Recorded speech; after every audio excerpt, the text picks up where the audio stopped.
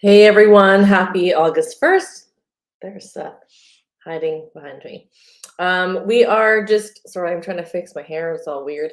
I just wanted to give you the update on what is happening in the Edmonton real estate market. And we're just going to dive right into it. It's busy real estate market. I've been on the go, and that's why I'm reporting to you at 2 o'clock this afternoon. So we take a look at our active listings, and we have just under what we did last week. The inventory, in case you've been following along, it's slowly starting to drop off. We were already really low. What is this doing? It's causing a very low inventory. I'm very curious what's going to happen and what our market will look like, because the inventory continues to drop and it's only August.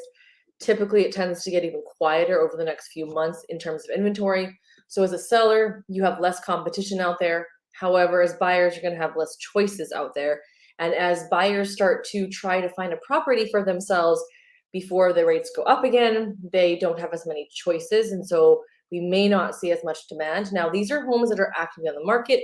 If you're looking for brand new builds, you will not find them necessarily on MLS. So I know for myself, I work in partnership with Sterling. We have a lot of properties that are not fully listed. And so you want to always make sure you're working with a professional to make sure you're seeing all of the options of the buyer. Now, in St. Albert and Sherwood Park, you pretty much have the most identical inventory. And in Spruce Grove, it's about 10 more. So nothing, again, too substantial in those areas, but in Edmonton proper, it is starting to peter out even more. Now, if you take a look at the pending sales in the last week, we've had less sales this week. And in St. Albert, we've had almost the same. Sherwood Park and Spruce Grove also saw a decline in pending sales. Again, pending sales are houses that came into contract in the last 7 days, which means they got an offer.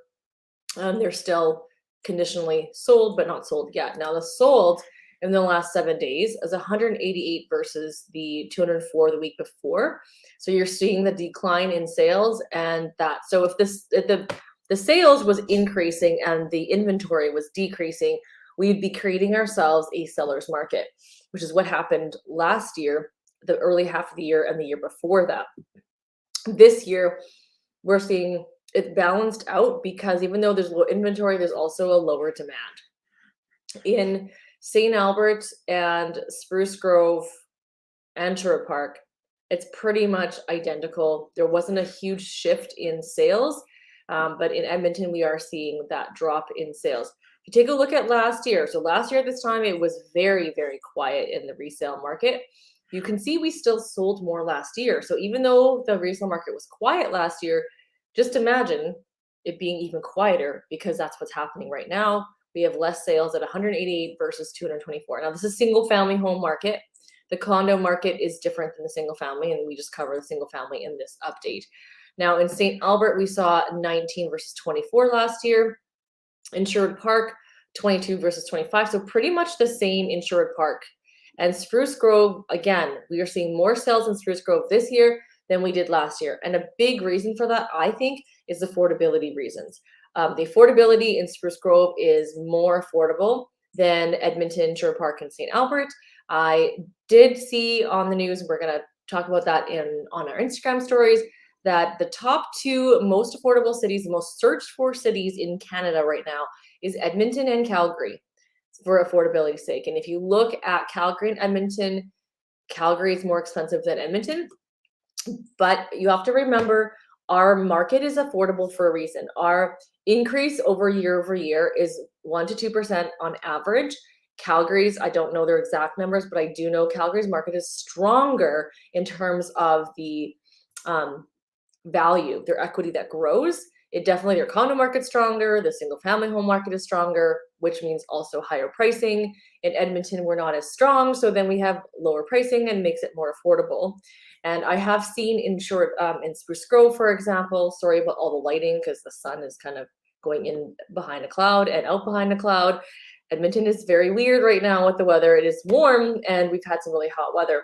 So I think, anyways, going back to Edmonton, in Spruce Grove, there are some new neighborhoods like Easton that is very close to Edmonton's. I would debate closer to Edmonton than some Edmonton neighborhoods when you're looking at driving, and yet they're much more affordable. We're launching a new neighborhood in Beaumont exclusive to Sterling that is going to be north. It's north of the proper Beaumont, but it is still considered Beaumont. And those prices are crazy at 359 and 424 starting prices. So that's more affordable as well too. Beaumont has a ton of young families, and you'll see into some videos coming up on our YouTube channel talking about how young Edmonton really is, and these other subset areas, they're even younger. Our average age in Edmonton, I believe, is about 35 years old, which is a very young city. So if you have any questions about the Edmonton real estate market and what it means for you, make sure to send me a message. This whole month of July is over. I will be filming our what happened in July market update. We should have it out in the next week or two. And this Friday, we're talking all about Laurier Heights. But if you're curious about any other houses or markets, just let me know, and we'll see you next